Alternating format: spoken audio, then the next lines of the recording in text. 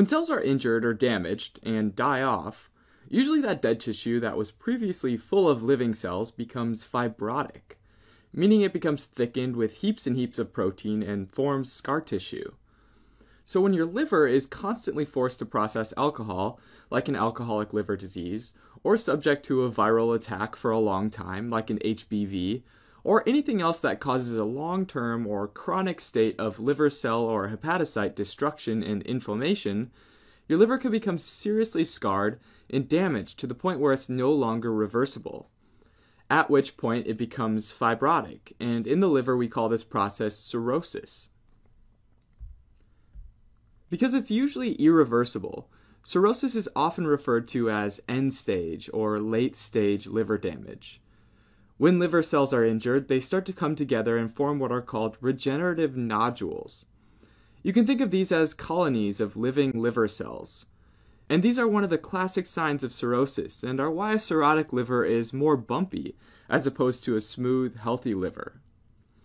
Also with cirrhotic liver tissue, you'll see that in between these clumps of cells or nodules is fibrotic tissue and collagen.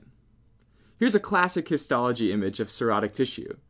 This clump of cells in the middle is the regenerative nodule, and these blue stains surrounding it are the bands of protein from the process of fibrosis. If we zoom out a bit and look at it with the naked eye, we'll again see these nodules, which have fibrotic protein bands in between. Alright, but how do these bands of fibrotic tissue form though? Well, fibrosis is a process mediated by these special cells called stellate cells that sit between the sinusoid and hepatocyte, known as the parasinusoidal space. Here's a pretty basic layout of the basic functional unit of the liver. You've got the portal vein and the hepatic artery that combine into a sinusoid, which then goes into the central vein. And these are all lined with hepatocytes, right? Along these, though, you've also got a bile duct, and all these three constitute a portal triad. So the parasinusoidal space, which literally means around the sinusoidal space, and stellate cells are about here. And usually, in healthy tissue, these guys' main function is to store vitamin A, and are otherwise considered quiescent, or sort of dormant. When the hepatocytes are injured, though, they secrete paracrine factors that activate and sort of change the stellate cells. When activated, these stellate cells lose vitamin A, proliferate, and start secreting transforming growth factor beta 1, or TGF-beta, which then causes them to produce collagen, which is the main ingredient in extracellular matrix, fibrosis, and then scar tissue. As this fibrotic tissue builds up, it starts to compress the central veins and sinusoids. It's thought that in a healthy, normal state, these stellate cells play key roles in the natural wound healing process. But when the liver cells are constantly injured, the stellate cells are constantly activated, and so they constantly produce collagen and factors that lead to fibrosis. And this is when complications due to cirrhosis start to crop up. As those central veins and sinusoids become compressed and push on the fluid inside, their pressure starts to build up, leading to intrasinusoidal, or sometimes called portal hypertension, which is this higher pressure in the portal veins.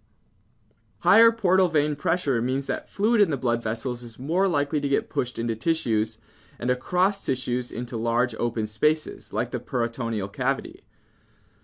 That's why cirrhosis leads to excess peritoneal fluid, a condition called ascites, and can result in complications like congestive splenomegaly and hypersplenism, where the spleen becomes enlarged because all this fluid and blood can't get into the liver and backs up into the spleen instead. In the same way, your circulatory system starts diverting blood away from the liver because of the high liver pressures, and this is known as a portosystemic shunt. And this happens because blood flow follows the path of least resistance and basically shunts away from the portal system and towards the systemic system of circulation.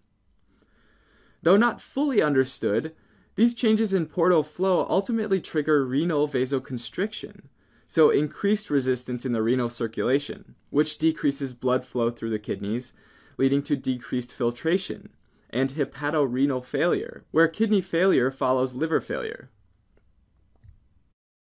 The fibrotic tissue, pressure buildup, and diversion of blood from the hepatic circulation essentially reduces the number of functional sinusoidal veins, and the number of functional portal triads in general.